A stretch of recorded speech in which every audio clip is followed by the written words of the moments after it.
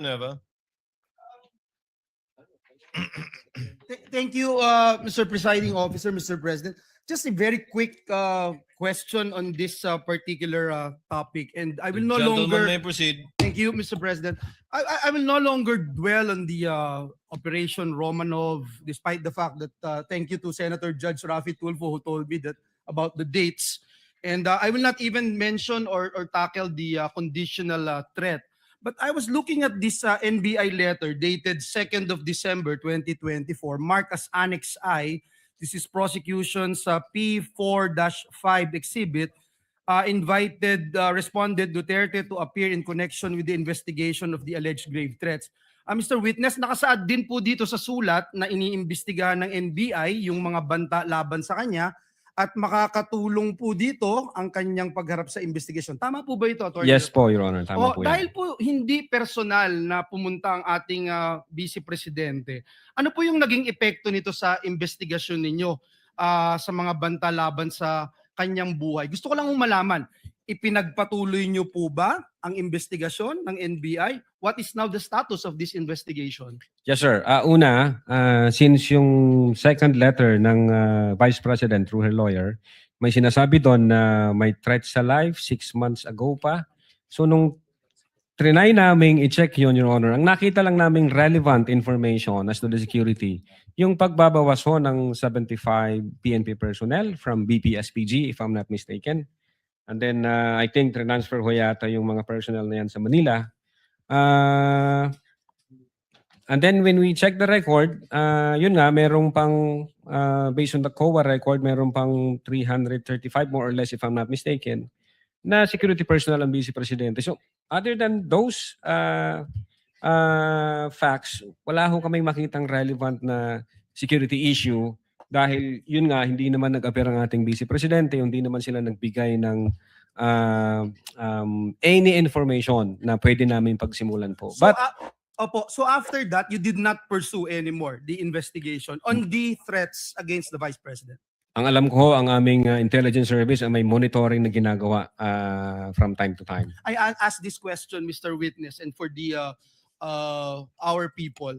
Kasi hindi na po yung Operation Romanov, hindi na po itong conditional threat. Kung hindi, ito ba ay nabigyan ng accorded the same level of attention dun sa mga threats na inyong nakukuha gaya ng binabanggit natin na threat di umano ng ating Vice Presidente? Kasi ang tanong, hindi rin naman po nagpunta sa inyo ang Pangulo o ang Speaker of the House, and yet you pursued your investigation. So in that way, paano nyo may explain ito, Attorney Lotok, Yes. na ginawa nyo talaga yung lahat ng inyong magagawa para imbestigahan din yung threat laban sa pangalawang Pangulo? Opo, Your Honor. Magkaiba po siya. Yung grave threats na inatter ng Vice President against the President, apparent po siya, Your Honor. Nakita po namin. Nasa video, in-authenticate namin yung video, nag-testify yung mga may personal knowledge na in fact sinabi niya yon.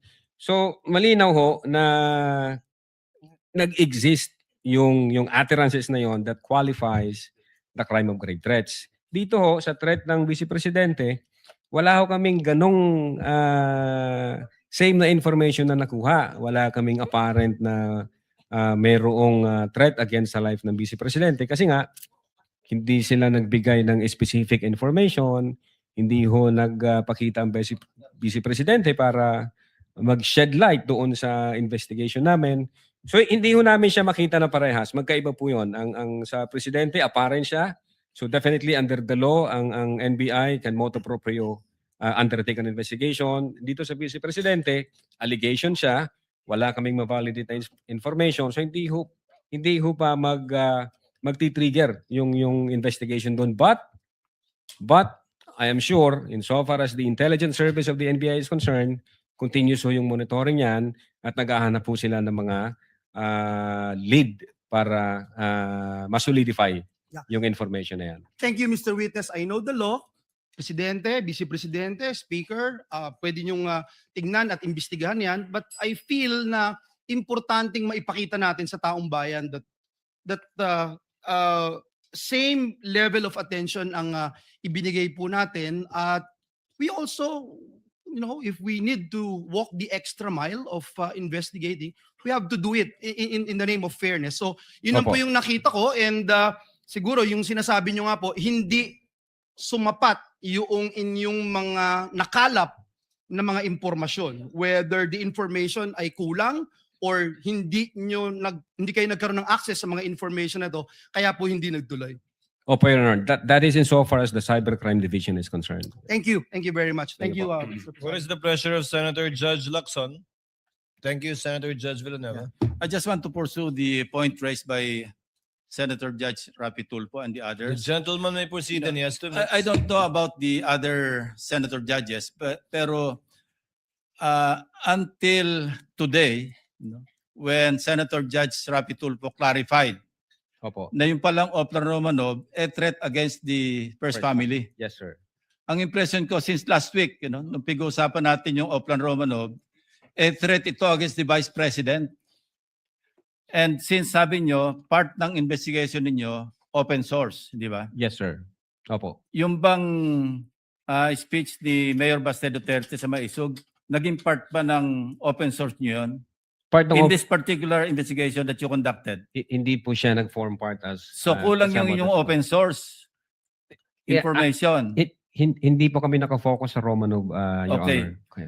Was it also your impression na yung threat do sa Romanov was directed against BP Sara until today?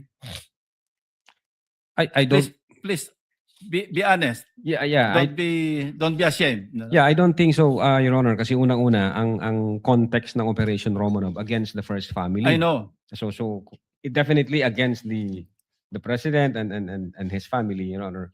Ngayon nung tinanong ho siya ni Princess Maui, doon nga kami nagtaka. Anong ibig sabihin ng Romanov? Anong context niya ng Romanov? Bakit against sa vice president? Hindi naman sila yung first family. So, yun yung reason po, Your Honor, kung bakit we try to invite Princess Maui na shed us some light para makita namin ano bang ibig mong sabihin doon? Ano ba yung pwede naming i-validate na information para makapag-case build-up kami pag meron. Yes. So bakit hindi naging part ng investigation nyo do sa threat against the life of the president and the first lady, kasi family yung binabanggit ni Mayor Basten, di ba? Hindi kasama yung si Speaker Romualdez, hindi kasama yung Chief Justice, Opo. di ba? Yes, sir. Pero threat against the family, the first family, Yes, sir. as mentioned by Senator Judge Rafi Tulfo. Yes, Your Honor. So ang sabi mo, hindi naging part ng investigation nyo do sa inyong investigation report or sa affidavit of investigation, yung open source ng Maisog. Hindi po siya Speech. nakasama. sir. Bakit hindi napasama? Open source din yun eh. That could reinforce yung inyong theory o yung conclusion nyo na meron talagang serious threat against The first family. the president and the others. Bakit hindi nyo ginawang part do sa affidavit of investigation unless pareho tayo na impression na until today, ang alam natin sa Romanov, a threat against BP Sara. Yun ang impression ko since last week. Yun ho By the yung way. yun po yung impression namin nung hindi pa namin nakikita That's sa exactly open my source. question, Attorney Lotok. So ngayon nyo rin lang na-realize na yung palang Oplan Romanov, a threat pala sa first family. First family. Opo, Your Honor. Oh, thank you. Noted, entered into the records. I would have Presiding recognized Officer. Senator Go first, but since you're there already, Senator Judge Yeah. Alan This is Cayetano. just a may proceed, sir. manifestation and point of information.